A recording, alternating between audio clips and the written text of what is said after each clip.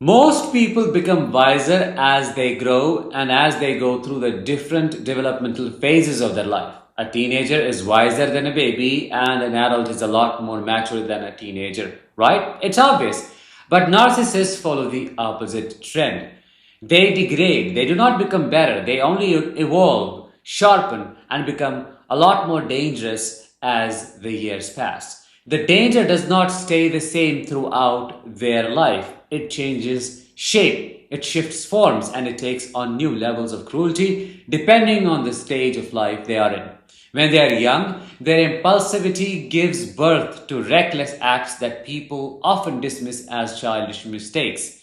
In their midlife, they stand at the peak of their power, weaponizing money, relationships, and charisma to wreak havoc on anyone in their path. And when old age sets in, instead of becoming kinder, they turn more venomous, bitter, and destructive as the walls of their carefully built illusions collapse. These three stages of life reveal not just how narcissists operate, but when they are at their most destructive and why those times are so dangerous. By the end of this episode, you will understand the exact points in their life cycle where they can cause the most harm and why people often never see it coming until it's too late. I'm Danish, a narcissistic abuse recovery professional. Welcome to my channel. The topic for today's three ages when narcissists become the most dangerous. Before we get started, something important for you to know. My signature membership program, Thrive After Narcissistic Abuse, is open for enrollment only for 3 days.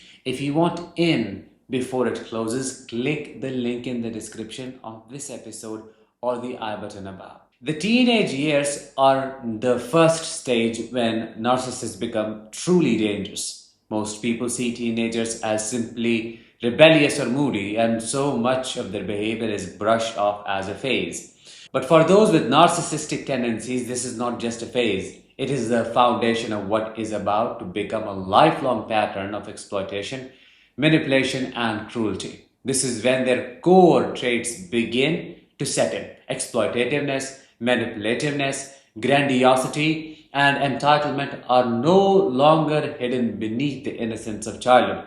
They start to emerge more forcefully, and because adolescence itself is already filled with impulsivity and entitlement, it adds fuel to the fire. Narcissistic teenagers become reckless. They act without thinking of consequences. They chase instant gratification, whether that is through stealing, lying, abusing substances, or even experimenting with acts of cruelty. Some of the most chilling cases involve abuse of animals at this age. What should be seen as a red flag is often dismissed with excuses like kids will be kids. That dismissal becomes the perfect cover. This is when they learn a crucial lesson. People will not hold them accountable if they can act innocent enough.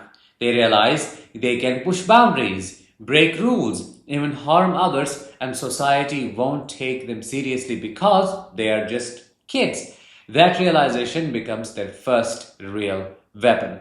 In relationships, this is also the stage where they experiment with what I call actor syndrome. They study the personalities of celebrities, influencers, or anyone admired by others and they copy them.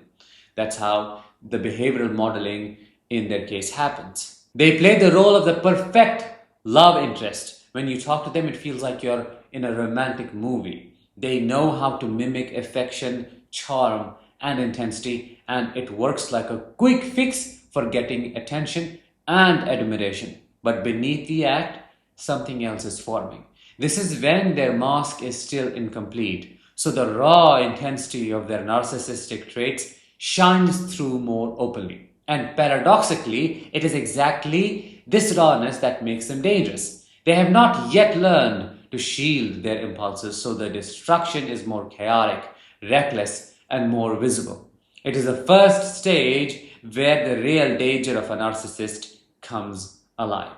Now, the next age is midlife, 30s to 40s. If their teenage years are chaotic and impulsive, imagine what their 30s and 40s are going to be: calculated and destructive. This is the stage where narcissists are at the peak of their strength, charm, and power. They are in the prime of life. They have energy, they have experience, they have social influence, and most importantly, they know how to use it all to their advantage. By this point, they have already learned how to manipulate systems and people. They surround themselves with pawns, also known as enablers or flying monkeys, who run interference for them. They defend them at every step. It looks like they have a loyal group of supporters, but in reality, it's a network of people who have been manipulated into serving their needs.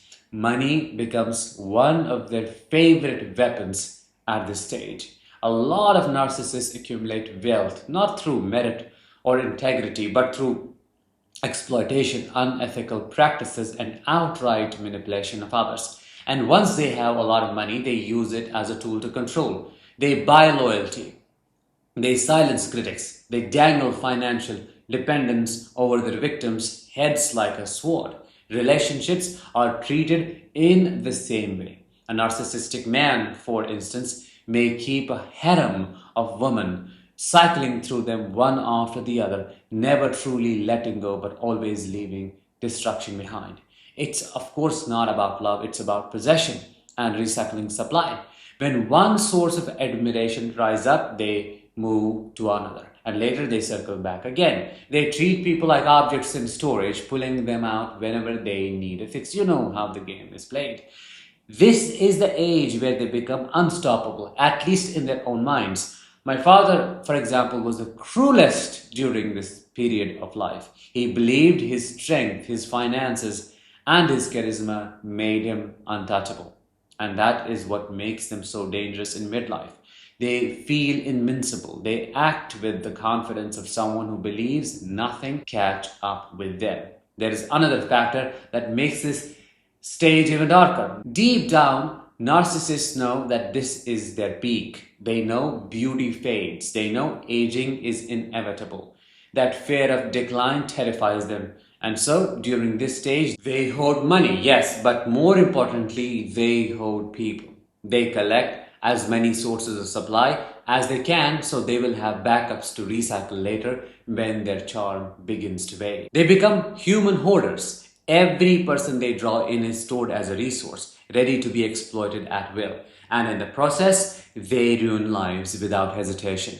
They do not care how much destruction they leave behind. They enjoy the chaos because in this stage, chaos is proof of their power. All of that brings us to the third age. Most people assume old age humbles people. They believe that as the body weakens, the mind softens and bitterness turns into acceptance. With narcissists, the opposite happens. Old age does not humble them, it exposes them. This is the stage where all the illusions they built for themselves begin to collapse. Their beauty fades, their physical strength declines, and their power over others weakens. The money they hoarded does not give them the same control anymore. And perhaps the most devastating loss to them is the loss of people. The flying monkeys, the pawns, even the closest family members, all of them start leaving. Why?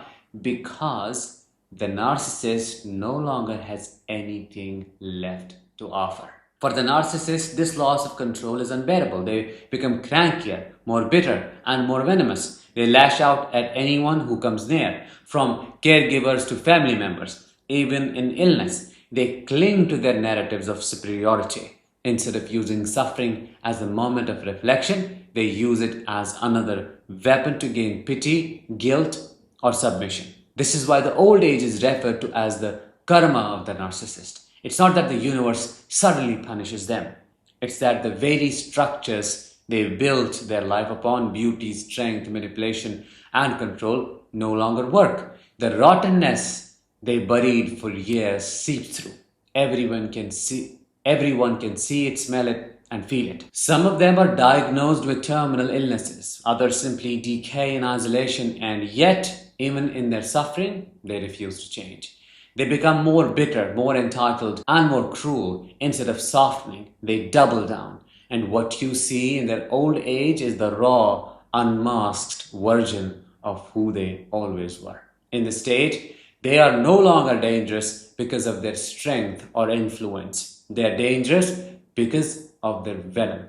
Every word, every action, everything becomes laced with poison, and anyone still around then suffers. They do not just collapse, they make sure to drag others down with them. So, these three stages, teenage years, midlife, and old age, show us something really important. Narcissists are not a fixed danger, they are a moving target, and the danger shifts with time.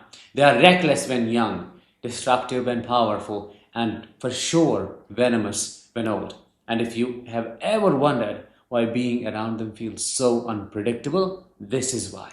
Their danger is not one thing, it is three different faces of the same monster revealed at different points in their life. Which one of these faces have you personally experienced the most? Let me know in the comments, and make sure to join my membership program, Thrive After Narcissistic Abuse, open for only 3 days. Link is in the description.